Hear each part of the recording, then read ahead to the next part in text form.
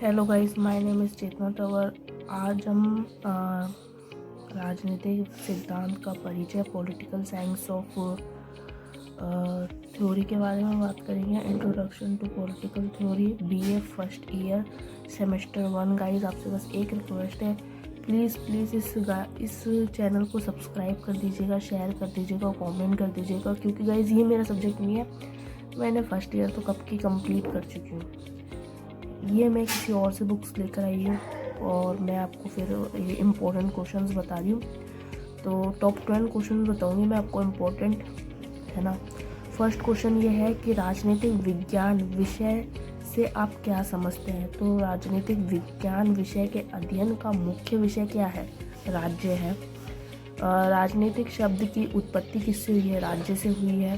Second point ये हो गया। फिर यह यूनानी भाषा में क्या कहलाता है? पोलिश शब्द से निकला है, जिसका अर्थ उस भाषा में नगर, राज्य, सिटी स्टेट होता है। धीरे धीरे राज्यों के स्वरूपों में परिवर्तन आता गया, अर्थात प्राचीन समय में यूनान में अनेक छोटे छोटे नगर थे जो पृथक पृथक राज्य थे। ये नगर राज्य विकसित होकर विशाल राष्ट्रीय राज्यों के स्वरूप में आ गए। इसके साथ ही इस विषय का भी विकास हुआ और अनेक अध्ययन के विषय को राजनीतिक विज्ञान कहा जाने लगा। राजनीतिक विज्ञान की न्यायसंगत परिभाषा, राजनीतिक विज्ञान समाज विज्ञान का ही अंग है, जिसके अंतर्गत मानवीय जीवन के राजनीतिक पक्ष का और जीवन के इस पक्ष से संबंधित राज्य, सरकार तथा अन्य संबंधित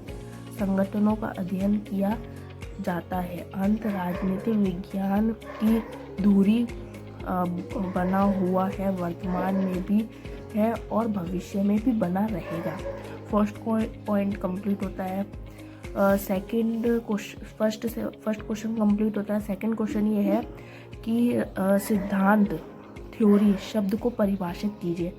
तो सिद्धांत वह तर्कसंगत है ना अनुमान है जो किसी घटनाक्रम के मूल्य कारणों की व्याख्या करता है। सिद्धांत शब्द की उत्पत्ति ग्रीस शब्द थ्योरिया से हुई है, जिसका अर्थ है समझने की दृष्टि। सिद्धांत एक विश्लेषणात्मक युक्ति है जिसकी सहायता से तथ्यों की व्याख्या एवं उनके विषय में पूर्व कथन किया जा सकता है। कोहन के अनुसार सिद्धांत शब्द एक खाली चेक के समान है, जिसका संभावित मूल्य उपयोगकर्ता एवं उनके उपयोग पर निर्भर करता है।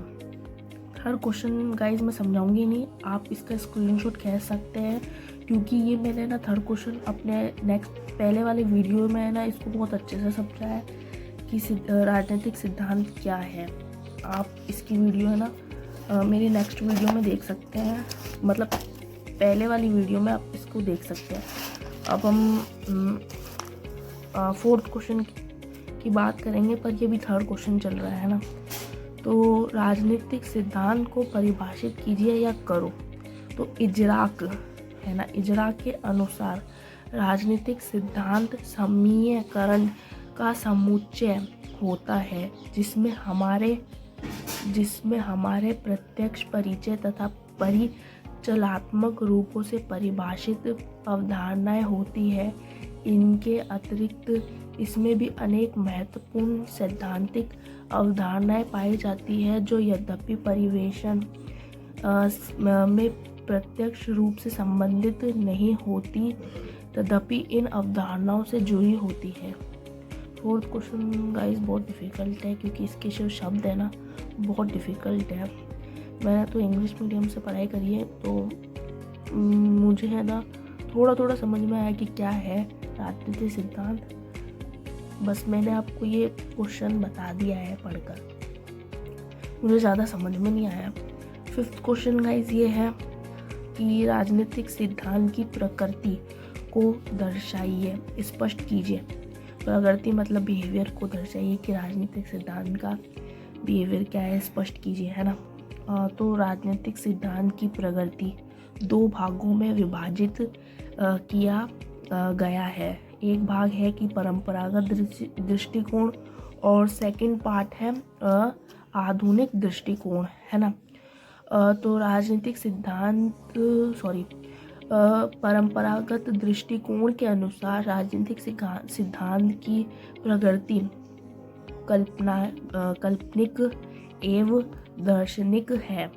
कल्पना मतलब इमेजिनेशन एवं दार्शनिक है। और आधुनिक दृष्टिकोण के अनुसार राजनीतिक सिद्धांत की प्रगति वैज्ञानिक है, जिस राजनीतिक विज्ञान के यथार्थवादी पक्ष पर अधिक बल दिया जाता है। 5th क्वेश्चन गाइस कंप्लीट हो चुका है। अब हम 6th क्वेश्चन के बारे में बात करेंगे कि राजनीतिक सिद्धांत का महत्व बताइए। तो राजनीतिक व्यवहार को समझने के लिए राजनीतिक सिद्धांत काल्पनिक ढांचों, परिचालनात्मक संकल्पनाओं तथा तर्कसंगत संबंधों के स्रोतों के लिए उपयोगी हो सकता है। 2nd पॉइंट है, सिद्धांत अवधारणात्मक विचार बंधन का कार्य करता है। 3rd पॉइंट है, राजनीतिक विज्ञान का एकीकरण, शोधन, विभाजन आदि राजनीतिक सिद्धांत पर ही आश्रित रहता है। फिर 4th पॉइंट है कि राजनीतिक सिद्धांत राजनीतिक वास्तविकताओं, घटनाओं, अध्ययन प्रणाली एवं मानवीय मूल्यों में संतुलन स्थापित करता है।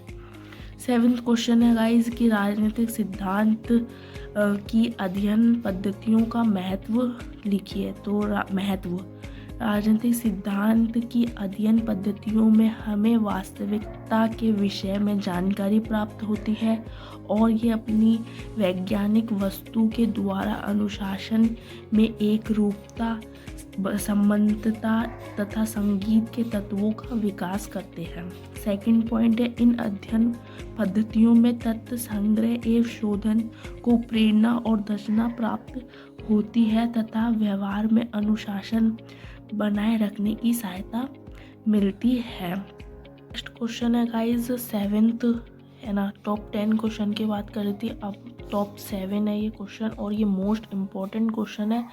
मोस्ट इम्पॉर्टेंट क्वेश्चन है ये, एग्जाम में ज़रूर पूछा जाएगा। आप इधर देख भी सकते हैं, अजमेर 2017 NC, है ना, अजमेर 2020 NC। राजनीतिक सिद्धांत के पूर्णरोध्य पर टिप्पणी लिखिए या राजनीतिक सिद्धांत के उत्थान के कोई 2 कारण लिखिए। तो ईसाइया बलिन ने राजनीतिक सिद्धांत के पुनरुत्थान के बारे में निम्नलिखित तर्क दिए हैं। वर्तमान व्यवस्था उदारवादी एवं बहुल्यवादी व्यवस्था है और राजनीति केवल ऐसे समाज में मौजूद होती है जहां हितों की आपस में टकराव हो। मार्क्स के भावी समाज में राजनीति का अंत संभव हो सकता है, लेकिन उदारवादी व्यवस्था में ऐसे संभव नहीं है और इस दृष्टि से राजनीतिक सिद्धांत का अंत नहीं हो सकता। 2nd पॉइंट है कि व्यवहारवादियों के मूल्यों के महत्व की घोर उपेक्षा करते हुए शास्त्रीय राजनीति के हासन में योगदान करके राजनीति के अध्ययन को भारी चोट पहुंचाई है। उन्होंने वस्तुतः राजनीतिक यथार्थ को गलत तरीके से समझने और उसकी व्याख्या करने की कोशिश की। उन सभी विषय अध्ययन इनकी संबंध राजनीति से है, व्यवहारवादी तरीके से नहीं किया जा सकता है। 7th क्वेश्चन यहाँ पे ख़त्म होता है। अब अपन टॉप 8 क्वेश्चन की बात करेंगे। ये क्वेश्चन भी बहुत इम्पोर्टेंट है, अजमेर 2019 में पूछा गया था। ये टॉप 8 क्वेश्चन है और ये बहुत इम्पोर्टेंट क्वेश्चन है कि व्यवहारवाद एवं उत्तर व्यवहारवाद में 4 अंतर कीजिए। तो 4 अंतर में फर्स्ट पॉइंट है कि व्यवहारवाद की मूल्य प्रगति रचनात्मक नहीं है, किंतु उत्तर व्यवहारवाद अपनी प्रगति से रचनात्मक है।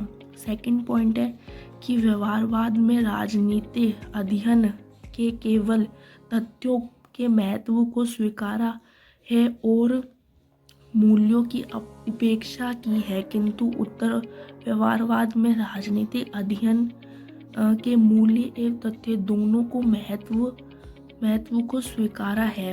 थर्ड पॉइंट है कि व्यवहारवाद में युग के संदर्भ में अप्रासंगिकता के दोष से पीड़ित और किंतु उत्तर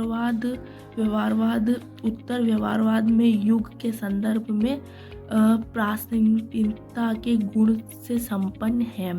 फोर्थ पॉइंट है कि व्यवहारवाद सार से पहले तकनीक को महत्व देता है, किंतु उत्तर व्यवहारवाद तकनीक से पहले सार को महत्व देता है।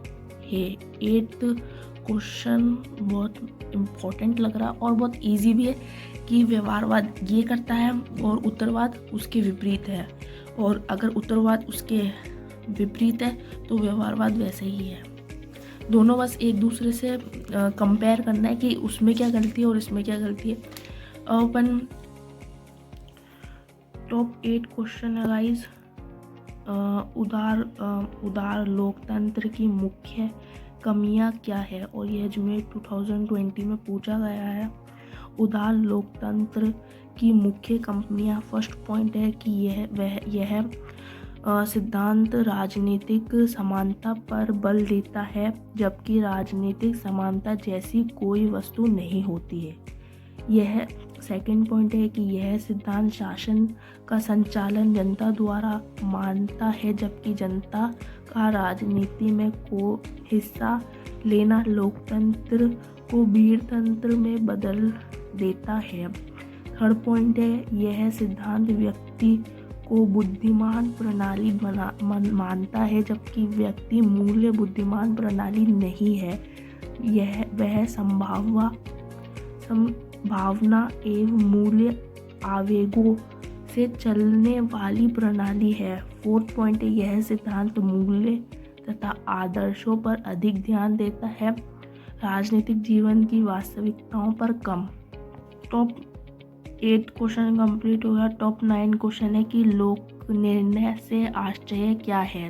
प्रत्यक्ष प्रजातंत्र का एक उपकरण लोक निर्णय है, जिसका तात्पर्य किसी कानून अथवा निर्णय को लागू करने से पूर्व जनता की स्वीकृति के लिए रखना कहलाता है। दूसरे शब्दों में लोक निर्णय का तात्पर्य है कि विधानमंडल द्वारा पारित कोई विधेयक कानून का रूप ग्रहण नहीं कर सकता जब तक कि जनता उसे स्वीकृति प्रदान न करे, अर्थात यदि जनता विधेयक को अस्वीकृत कर दे तो उसे रद्द समझा जाएगा। लोक निर्णय के 2 रूप है, क्रमशः अनिवार्य लोक निर्णय एवं ऐच्छिक लोक निर्णय। और टॉप 10 क्वेश्चन है, मोस्ट इम्पोर्टेंट क्वेश्चन है कि लोक सहभागी लोकतंत्र से आप क्या समझते हैं। तो लोकतंत्र का वह रूप जिसके अंतर्गत प्रशासन को चलाने में नागरिकों की अधिक से अधिक सहभागिता को बढ़ावा दिया जाना। दूसरे शब्दों में लोकतंत्र का वह प्रतिरूप जिसमें नागरिक अपने प्रतिनिधि चुनकर राजनीति में उदासीन नहीं हो जाते, बल्कि सामाजिक समस्याओं पर निरंतरता चर्चा करते रहते हैं।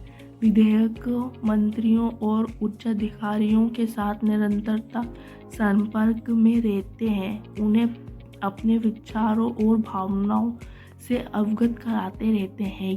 वे न केवल सार्वजनिक कार्यों में सरकार का हाथ बटाते हैं, बल्कि सरकार के कामकाज की निगरानी भी करते हैं। सहभागी मौलिक लोकतंत्रता कहलाते हैं। टॉप 10 क्वेश्चन यही समाप्त होते हैं। गाइस बस आपसे एक रिक्वेस्ट है, इस चैनल को सब्सक्राइब, शेयर, कमेंट कर दीजिएगा और प्लीज़ पूरा वीडियो देखिएगा। ये मेरा सब्जेक्ट नहीं है, फिर भी मैं आपको ये सब्जेक्ट की बुक्स लाकर और सारे सब्जेक्ट को मैं BA first year, BA second year, third year सबको मैं कंप्लीट समझाऊंगी। अभी मैंने थोड़े दिन जनों से बातें करी, बुक्स में बस आ जाएगी, मैं आपको अपडेट दे दूँगी। थैंक यू गाइस, बाय, मिलते हैं नेक्स्ट वीडियो में।